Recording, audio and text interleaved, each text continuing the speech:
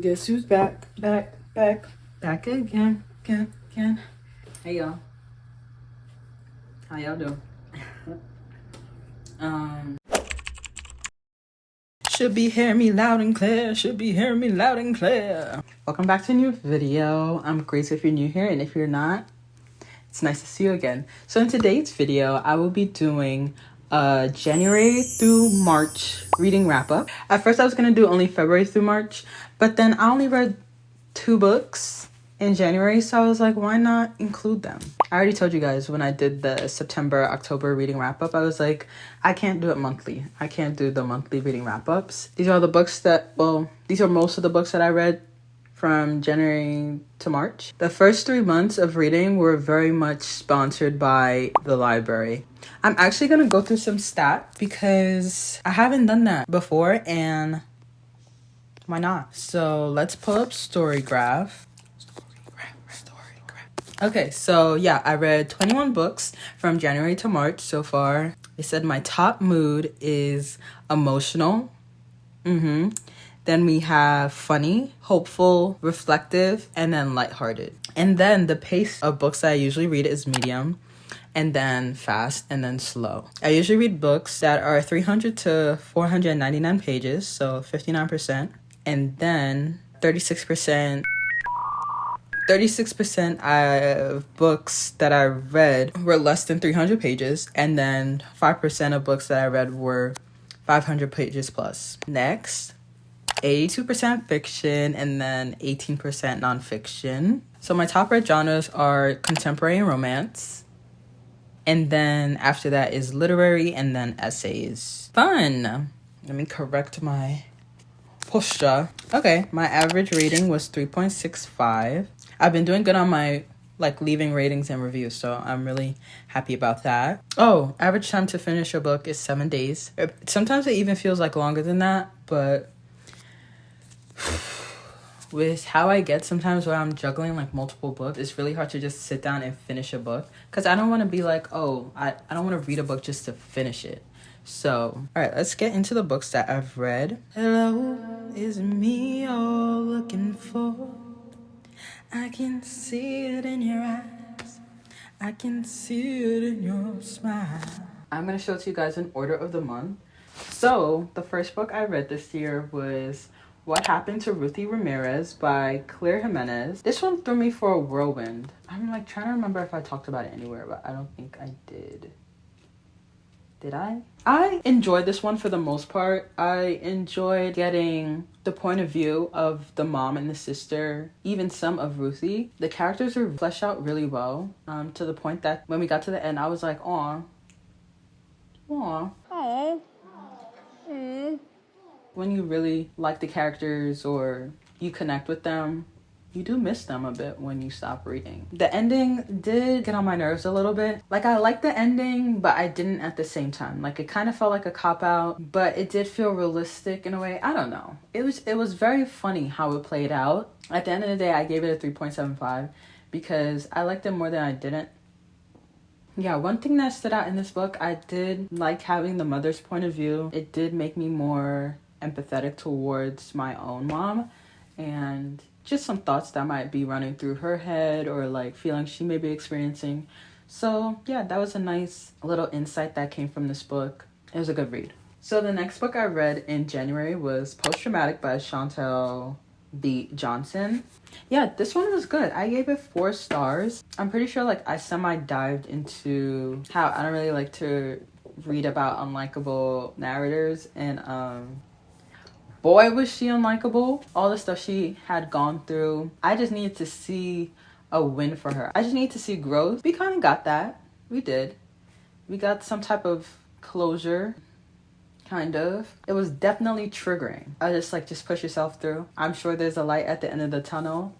There was. It wasn't that bright of a light. The tunnel was very long, but we got there eventually. I don't know how else to describe this book, y'all. It definitely showed me a bit more about how people may handle the trauma that they go through and how it affects them later, how it manifests later on in their lives. So next. Okay, so now we're in February. In February, the first book I read was The Warmth of Other Suns. I gave that a 4.5. Loved it.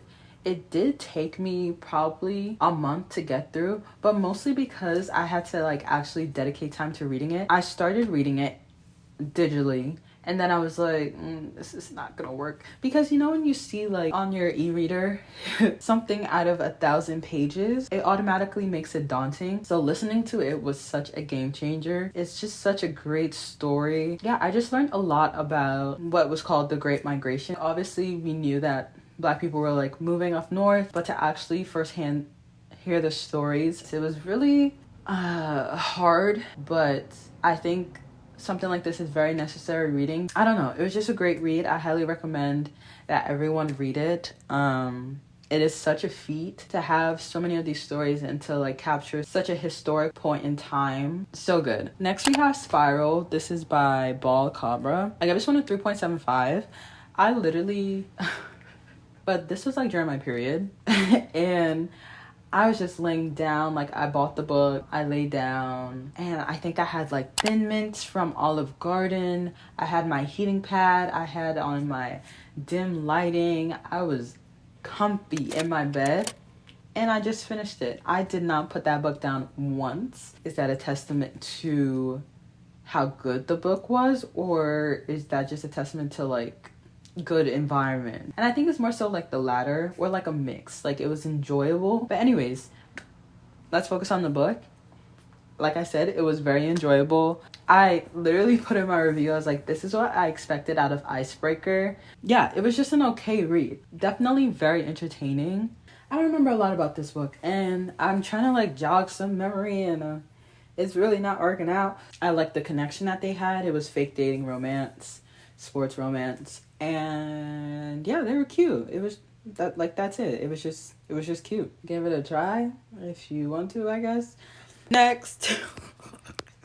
All right, you guys have been hearing about this one a lot. I've just been throwing shade, countless amount of shade in countless videos, but here's where we talk about this book. Children of Anguish and Anarchy by Tomi Adeyemi. So guys, I don't even want to open it. Nope. I gave it a flat 3 stars. It really breaks my heart. Like I could literally cry if I wanted to, because to have the last book in a series really be like such a disappointment is it's so sad, guys. Grandma not mad. Grandma just hurt. I'm hurt. I am hurt. I am hurt. I am hurting. It just felt so like half-baked and so rushed. The first 2 books were great, and then we got to this one and it felt so disjointed from the whole series. And honestly, I was just like, I'm just gonna pretend that it literally didn't happen, because like I had a headache from crying, and then the day after I thought about it again and I started crying again. Ellie's romance with Rowan, like someone put out an APB on Rowan. Where is my boy? Where is he at? Unpopular opinion, I actually would have liked to see that more developed. I liked the, what was he? Like a pirate? Missionary? One of them. Missionary? Hello? Mercenary? I don't know. I don't know which one he was. Yeah, I was just really confused, because Amari gets 2 love interests and Zelly gets a half-baked one, and then what happened at the end. But I'm just disappointed by this book, and I'm gonna pretend it doesn't exist. So as soon as I'm done filming this video, I am putting this in the Dropbox for my library, and I don't want to see it ever again. Okay. Next, I read Out of the Woods by Hannah Bonham Young.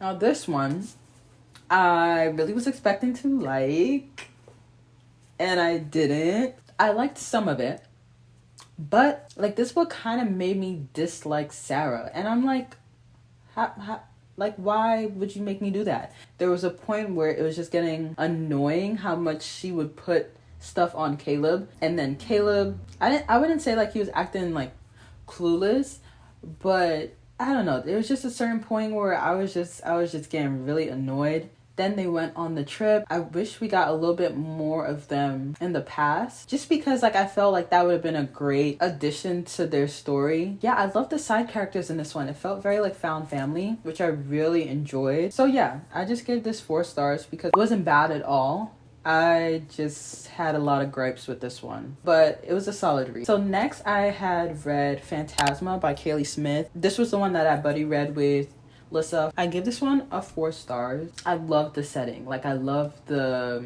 what was it called? Like a manor. I just felt like it was such a unique setting, never been done before, or at least like nothing that I've read before. I loved just how unpredictable it felt.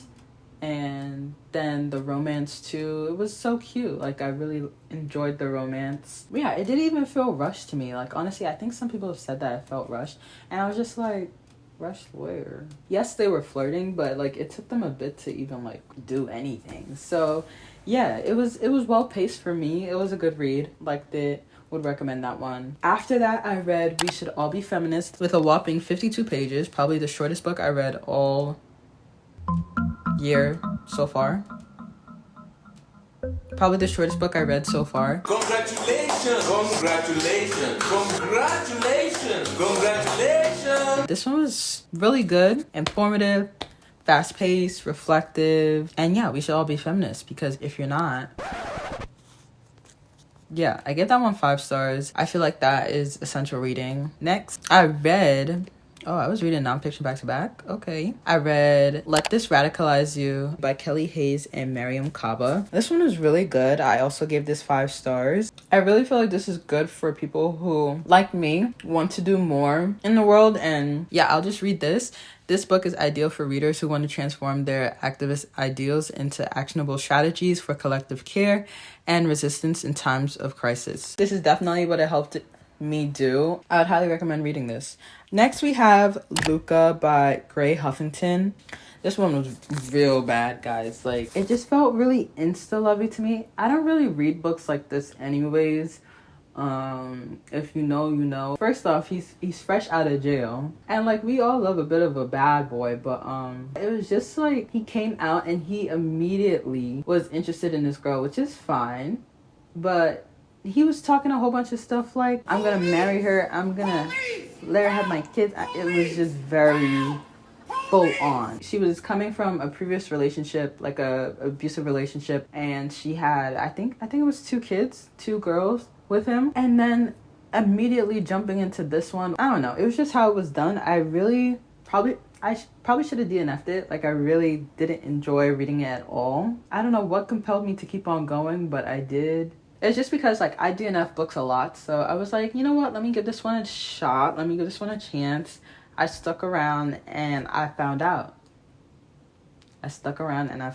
So the next book I read was Monsters We Make by Corey Kenshin. This was the first manga I've ever read. I had to get used to like the reading style, but yeah, it was a really fun read. I loved the action. It had like some mysterious elements. I loved the fighting scenes. Really good. I rated this 4 stars. Excited to see what he's got in store for the next one. So now we're on to March. That was A Love Song for Ricky Wilde by Tia Williams. This one I had put off for a hot minute, and then in February I was like, I really want to read like a solid romance after being let down by Luca. I ended up loving it. I gave this one a 4.5 stars. I loved the romance between these 2 characters. Like I didn't know how it was gonna work out when I started reading it. I was like, how are they gonna do this? At first it seemed as if he was like transported in there, you know, like the 7-year slip. I don't know. I knew it was like a magical type of thing, but I didn't know that he was literally like how many years old, which is fine. We love a vampire. This one was really surprising to me, like how much I loved it. Not in terms of the reading, but just more so the premise. Yeah, I really loved Ezra and Ricky's romance. It was really such a whirlwind, like almost something like this. But yeah, it was really fun. It felt like an all-encompassing romance. Like I really felt like swept up in this book and in their romance story. I'm still between like a 4.5 and a 4.75 for this one, which is why I really don't like care to subscribe to these like half points because I just, it's a lot. It's really unnecessary sometimes. Just because at the end, I just wish we had more of them post leak day. And I'm trying to do this before the sun sets, guys. And then, this is a bit of a spoiler. That we didn't, not a bit, it is a spoiler. Huge.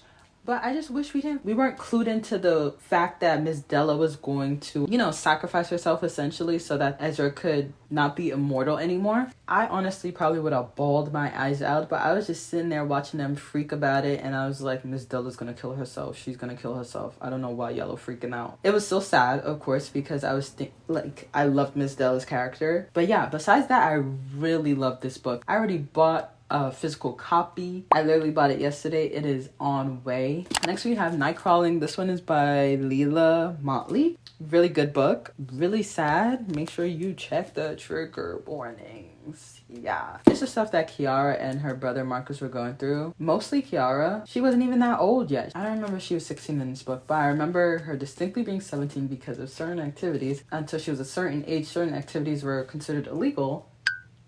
But yeah, it was just a beautiful story, beautifully heartbreaking, and very real with how it all played out, unfortunately. Even though I wish it ended differently for her, I do appreciate the truth in the story. I teared up multiple times throughout the book, and then the end, I could barely see the letters on the page. Like, it was really bad, guys. My heart broke for Kiara and just everything that she went through. The criminalization of sex workers is so... Ooh, it gets me so heated. Because it's like, you want this, right? This service, you want the women to do this to you, but yet when they try and make it into an actual job to make sure they have protections for themselves, oh no, like, no, you don't need to do that. Like, we're not gonna make this legal for you to provide more services for me or do it in a way that would also protect you. Just absolute basura. It was a really great book. I don't know, is this a debut? Oh my gosh, it's a debut. There's just a lot going on. There's just the criminalization for sex work, the adultification of Black girls. There's just a lot of things that Leila, she handled with such care and such knowledge. All I'm gonna say is it got for real. Okay, so the third book I read in March was The Love Script by Toni Shiloh. With this one, I literally was just in the library, saw it on the shelf. I was like, oh, this looks like a cute romance. I read the back, and then I was like, this is gonna be good, this is gonna be good. Guys, I didn't know this was a Christian romance. I didn't know. I rated this a 2.75. I'm just gonna read exactly what I wrote. I don't feel like trying to think too much about this book. There was an NCIS reference in here. I really loved that one. And there were so many movie references in here, yet I never saw them watch a movie together. Like, there was no expansion of those small moments, those menial moments where they would just like sit down together at the end of the night and just like watch a movie. They would just like put on pajamas. Like, every time they had an event, it would just cut to black. And then it'd be like another chapter where the previous night is not even mentioned, or the previous thing that they experienced together wasn't even mentioned. And it just felt disjointed. I was like, I want more. I know they're not gonna do anything together because they were very like strict about their faith, even though they were fake dating. I was just like, guys, y'all could cuddle on the couch, right? Like nothing's gonna happen. Like, Lamont he's generally a really good guy, and I liked how he stood on his faith and like what he believed in, but I just didn't fall in love with them together. And the initial build was crazy. I was like, okay, maybe I'll actually like this one. And then it just fizzled out. It just popped, snackle, crack, pop, fizzled. And I was just like, spare change. I was just begging for anything, something. Like, oh, another thing I really didn't like, the public confession. Guys, I was like, okay, we get it. You have morals, but you are also a celebrity. You don't have to tell these people how the relationship actually started, or like, I don't know. I was just like, this, what are we doing? Like, it generally made me annoyed. I'm like glad it turned out well for them, but I don't know. It's really hard to believe that turned out well. Picture like a picture. This book was like, oh, You have zero expectations. Let me continue to not even give you anything. Let me... It was an okay read. It wasn't muy terrible, but it was... The next book that I read in March was A Small Place by Jamaica Kincaid. Whoa! By Jamaica Kincaid. This one was really unexpected. Like, I wanted to read a book by her just because it was on the free Black Women's Library Challenge on Storygraph. That was one of the prompts. So I was like, okay, like, I have to check out this author. I have to see what she's about. So I chose this book. Yeah, I found this to be really, really informative. Even though it's a memoir, I really learned a lot about Antigua and just how colonialism affected them and how it continues to affect them. Yeah, I gave this a 4 stars. I really liked it. It made me reflect a lot on just the effects of tourism and colonialism, of course. And yeah, really good read, very enlightening. Let me see how dark it is because... good thing I got up because my phone is about to die. My gosh, and just snap crackle popping. All right, the next book that I read in March was First Time Caller by B.K. Borson. So this one I've read, I think it's like the Love Light Farms or something farm series by her. Or, I lie. I started reading at least 2 of the books in that series. Definitely the first one, and I don't remember if it was the second one or third one. I don't even know how many books are on that series, but I've tried twice with her book. This one, I really went in having really low expectations just because of how well that fared. I was hearing a bit of discourse on Bookstagram, and I was like, truly, y'all can't be telling me all this. Like, y'all are surely lying to me. And they were. Long story short, I give this a 3.75. I liked Aiden and Lucy together, but not even halfway in. 70% in. Oh, I just remember she had a kid throughout all this. She talked about she wants to get to know him more. 70% in. Like, what do you mean? I wrote it down, but I don't know much about Aiden outside the radio station. I hope to know, though. I hope I get to learn more about Aiden. Like, what do you mean? What do you mean? What do you mean? What do you mean? I don't know. I just felt like they didn't really know each other. Like, I see the physical chemistry and I see, like, where they initially connect. B.K. Borson just did not convince me that these two need to be together. Like that they love each other. I know that they like each other, but I don't know that they love each other. But yeah, overall, I love their banter. I love how her kid had called in for her on the radio, and then that's how they met. I like that initial connection. Like, the premise of that really intrigued me. And then we just got to the end of the book and it was just like, you know, like it just fell. That's all I have to say.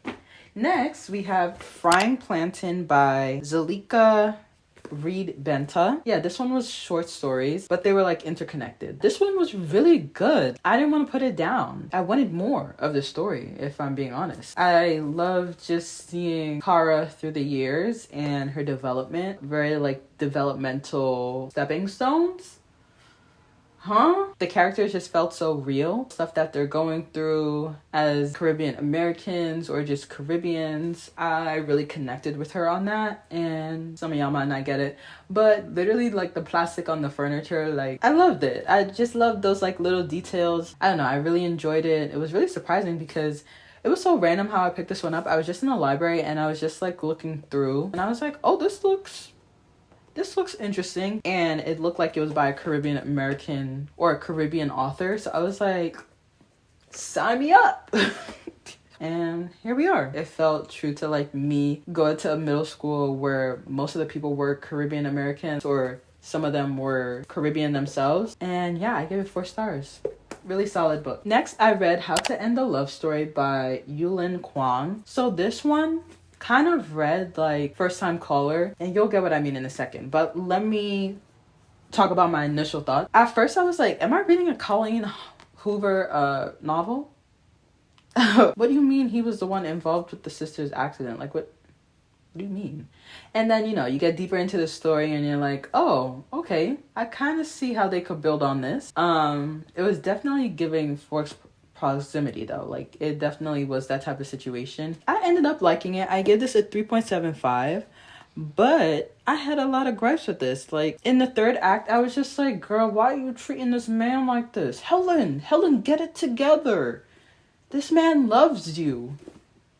You're gonna keep on living your life for your parents? Come on, we're in the third act, Helen.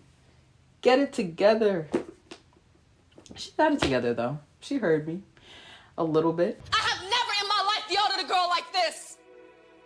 When my mother yells at this, it's because she loves me. I was rooting for you. We were all rooting for you. I love getting to know more about the Chinese culture and how similar it is to Caribbean culture. It was really interesting seeing those parallels. Towards the end, I'm already spoiling it, so more spoilers. Hey, more spoilers. Did we need the accident? Like, their relationship was already, it was already holding on by a thread, and then we have the accident. Why? I just think the end was a bit rushed. Certain parts really weren't necessary. Honestly, I checked out of the rest of the book. It was a great time for the first 3 parts, and then like the last quarter, it was just, it wasn't it. Okay, so next I read Love Radio. I mean, we're probably 3 for 3. I rated this one 3.5. So a little bit lower than those two, but they're all on the same level. Pretty much. From the jump, I wasn't as enthralled as I was with those two. It didn't really feel like a love story to me because it was more like a game. Even though he wasn't a player, he was giving those vibes with how he was talking to her or like trying to make it into a game. And I never liked that type of trope where they're like, oh, I bet I can make you fall in love with me by the end of this, by 3 weeks. And No.